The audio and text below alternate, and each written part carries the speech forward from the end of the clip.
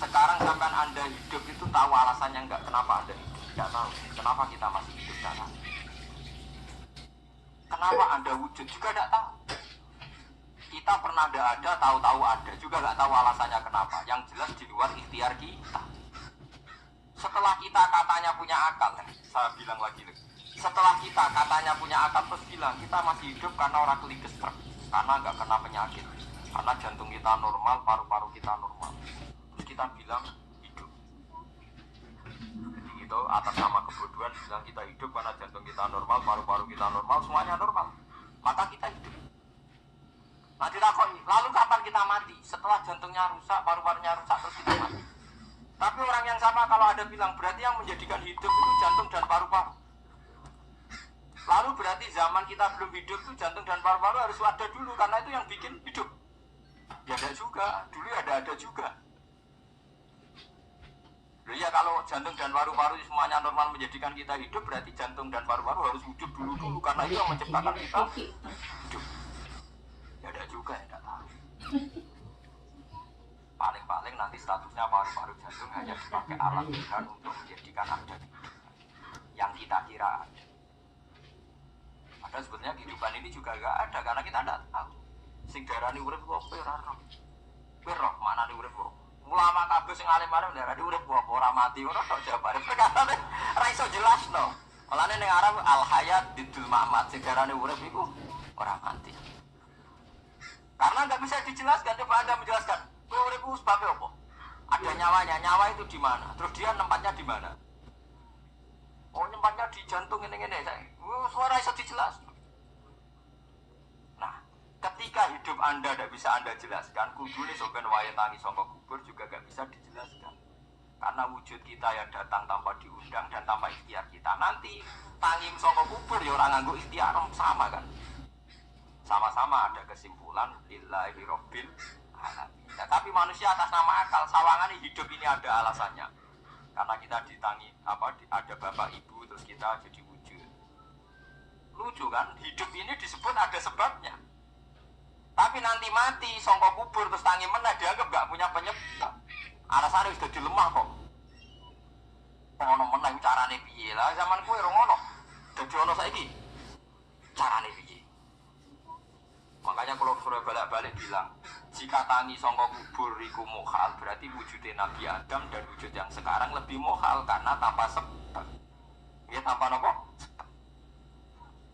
Lho tuh, aneh Nabi Adam sampean saiki lho, dadi roh gentayangan dhisik kok ujug-ujug dadi sampean lagi. Dadi utang di kasus, do demenan. Aneh budi. Aneh wujud yang sekarang karena wujud nanti ning ora-ora mahsyar, wujud dari wujud yang sudah ada.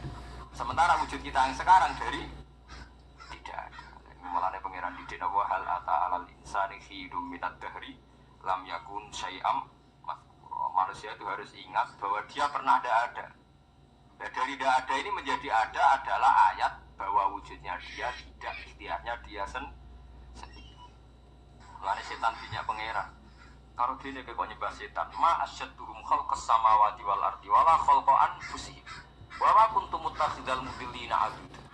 Setan kok mbok diwak-diwakno piye? Apa setan melok gawe langit bumi? Ora. Apa setan gawe awake dhewe? Ora.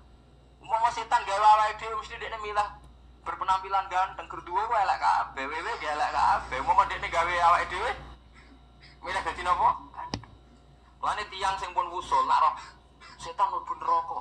Berarti setan ra hebat, letene ngono jebule milah nggon neraka. Kudune nak hebat kan milah nggon apa? Swarga. Lho niku mun kersane pangeran nek setan dakok neraka, nak wong apik dakok swarga. Lah iya trimo diatur kok botol ngono ae kan. Artinya jika Anda bilang itu kersane pangeran setan dakok neraka, berarti setan mau koyo botol, koyo watu sing ditata sing duwe. Berarti setan ndak siapa? Siapa. Sama dengan kita ndak siapa? Siapa alam yakun syai'am. Karena saya ngerti siapa-siapa terus usul inna sholati wa nusuki wa mahyaya wa mamati lillahi rabbil alamin. Jadi urip kula mati kula sedanten ikhtiar kula namung kagungane napa?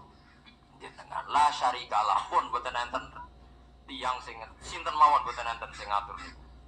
Sebab bila jika umir tu wa ana napa minal muslimin dan dengan keyakinan iki kita diperintah. Jadi donga iftitah senajan to boten wajib, tapi itu filosofi dalam hidup. Kersane jenengan napa wis delok dunya pun bar.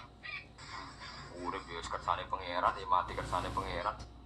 Mula kadang nggih mikir, aku nek mati, baru mati jebule gak kiamat-kiamat tak kesuwen dah ngenteni atusan tahun misalnya. Anda tidak usah khawatir begitu. Zaman Nabi Adam nganti bapak amak wis saiki 7.000 tahun. Orang protes mbek pangeran, terlambat Gusti saya menyaksikan dunia karena 7.000 tahun yang lalu. Biasanya kan pun tahun pinter 7.000 umur dunia saat ini pun pinter.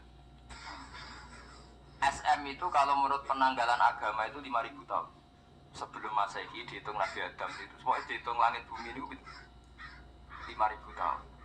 Dan saat ini tahun 2000 sekitar 7.000 tahun. Padahal wonten sing ramal lah umur dunia mau pinten 7.000 tahun. Jadi enak sing mau diutang-utang mun beres nih mun bar nih mun dianggap bar nih mun teh. Jadi ini itu. Dieling-eling kula suwun senajan to ilmu niki mun lazim diyakini tiyang Islam. Tapi sampean ulang. Kados srengenge. Kula nek delok srengenge niku eling.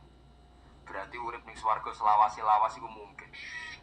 Karena Allah bisa menciptakan benda yang begitu panas tapi punya daya tahan